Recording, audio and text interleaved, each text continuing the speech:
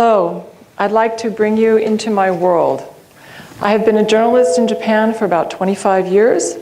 For about 20 of those years, I've been a member of the Foreign Correspondents Club of Japan. I am now the president of the Foreign Correspondents Club of Japan. Let me bring you back to the 1950s, during the early days of the club. Here you can see one of the original signs of the club. Still, it was close by where it is now, located in Yurakucho. Go ahead.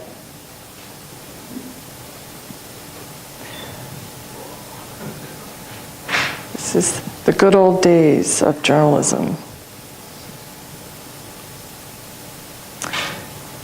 This is part of a series of a film all about intrigue and journalists. So, who is this tall, dark, foreigner? He must be a journalist, right? Maybe an investigative journalist? Maybe a spy posing as a journalist. Sometimes people are not what they seem. But we know he's about to enter a hotbed of intrigue. Looks pretty good, doesn't it? Well, things have changed a lot since then in the world of journalists. Yes, there is danger. Yes, there is intrigue, but in a very different way these days. Okay, so let's get serious. One of the very most important events that happened in the world of journalists occurred in 1971, when Daniel Ellsberg released what is called the Pentagon Papers to the New York Times. Daniel Ellsberg was a military analyst who worked for the government, and he had access to this incredible load of papers that revealed a lot of misdeeds, a lot of government controversy during the Vietnam War. When the New York Times released this story, when they released the papers, it spread throughout the world. What happened is that he ended up being charged with criminal activity according to the Espionage Act of the United States. He ended up facing about 115 years worth of jail time. Very, very fortunately, in 1973, the case was dismissed. It was dropped. It was a huge win, not only for whistleblowers, which he was. He became obviously one of the most famous whistleblowers of our time. It ended up enabling the Whistleblower Protection Act. But it was also a huge win for the New York Times and for freedom of the press. Finally, it was also a huge win for the public because it confirmed the public right to know. Perhaps some of you saw this movie, All the President's Men, starring Robert Redford and Dustin Hoffman. This was one of my very favorite movies in the 1970s. They played the real-life journalists Carl Bernstein and Bob Woodward of the Washington Post. The movie was based on the book that they wrote, All the President's Men. And what they did was they unveiled some very, very illegal activity that was done by the Nixon administration at the time. It became known as the Watergate Scandal. So it became very obvious at the time how important it was for journalists to unveil government misdeeds. I enjoyed the book and the movie so much, I thought, wow, these guys are really cool. I really want to be a journalist like them. So actually, they ended up inspiring me to become a journalist. So we're still in the 1970s, but let's move back to Japan. Here we are at the Foreign Correspondents Club at that time. Prime Minister Kakue Tanaka was speaking at a press conference. At the time, he was embroiled in actually many scandals. But the press, for whatever reason, did not want to unveil those scandals, probably because he was so incredibly powerful at the time. He came back to the club in the mid-1980s and basically by mistake ended up revealing the fact that he was taking bribes from the Lockheed Aircraft Corporation. This was a huge story that erupted from Japan. Again, it was the foreign correspondents who were able to reveal this story. It went all over the world. The Japanese press followed. And what happened is that Tanaka-san had to eventually step down from the prime ministership.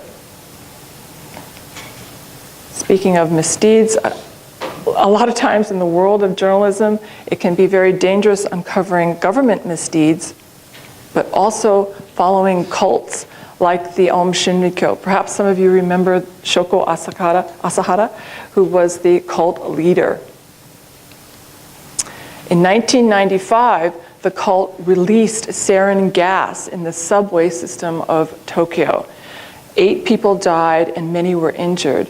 It became a huge story worldwide. Here is Fumihiro Joyu. He was the cult spokesman at the time. He's here again with us at the Foreign Correspondents Club of Japan, giving a press conference, trying to convince the journalist that the cult was not involved in this sarin gas attack. I was there at the conference at the time and was amazed at how the brain works and how he had been so completely convinced of this. A remarkable journalist at the time, Japanese Shoko Egawa, tried to warn people about the cult even before this terrible accident happened. She was not taken seriously. She was not given police protection, and her life was threatened by the cult. So again, journalism can be a very dangerous profession. In terms of protecting one's sources, journalists can also find themselves in very dangerous situations. Judith Miller was a New York Times correspondent. She did a series of rather controversial articles about the Iraqi war. She was subpoenaed by the government and basically required to reveal who her source was. Now, for journalists, we never want to reveal our source. Once we reveal our source, then our trust is ended. People will not trust us anymore. So it's very, very important. It's a very ethical issue that we maintain our sources, keep our sources private. She ended up having to go to jail for 3 months because she absolutely refused to reveal her source. Do you think she should have gone to jail for that? I don't think so. And what was remarkable about it is that her source was Valerie Plame, who was a former CIA agent undercover.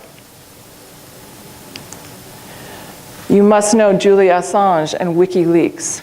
Speaking of whistleblowers, he is now probably one of the most important whistleblowers in our time. He ended up leaking thousands of government secret papers to The Guardian newspaper, which is based in the UK. He, of course, became a very important person, but also very, very controversial. The Guardian newspaper, although it spread these stories, and other newspapers as well, spread the stories all throughout the world, and it became a huge issue, a huge question of freedom of the press. They had a very hard time with that and got in a lot of trouble for it.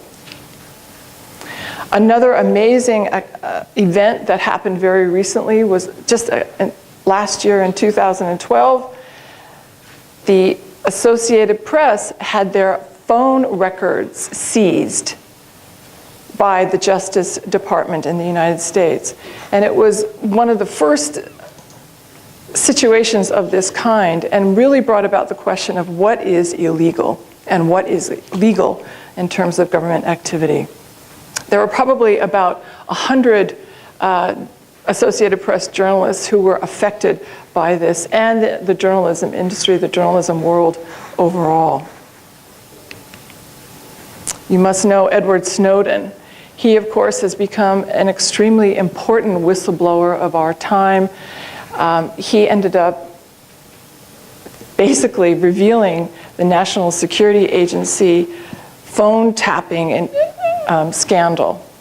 And Glenn Greenwald, also from The Guardian, ended up helping him release all this information. Greenwald was actually, I don't think he was himself personally attacked by the government or influenced by the government at all, but his partner was. So journalists, it's strange, sometimes you don't get directly affected, you don't get attacked personally, but people who you know, people who are in touch with you do. So he was stopped at the London Heathrow Airport and questioned for quite a few hours. Greenwald was so angry about this that he made this huge statement and was saying, are we as journalists, are we criminals? Are we terrorists? Do you think we're criminals? Do you think we're terrorists? I don't think so. Okay. This situation now is extremely important, and I wanted to share this, especially because so many of you are young. Japan has just passed this state secrets law. These images are from protesters who were protesting the bill when it was being debated in the Diet. This is the Tokute Himitsu Hogo Hoan. It was just passed in December 6th. And as the president, we went ahead and gave out a protest statement against this law. It's a very difficult law. It's very, very vague. The secrets, we don't know what they are. We don't know who is going to be making the secrets. We do not know who's going to be controlling the secrets. For journalists, it's basically putting a clamp on our work. If we end up trying to find out or investigate any kind of a secret, we don't know what the secrets are, but we can be jailed for up to 5 years. Government officials who release these secrets as whistleblowers can be jailed up to 10 years. So for us as journalists, it's a very frightening situation to be in. So my final question to you all is, as a journalist, should I be treated like a criminal? Should I be treated like a terrorist if I want to investigate government misdeeds? I don't think so. Thank you very much.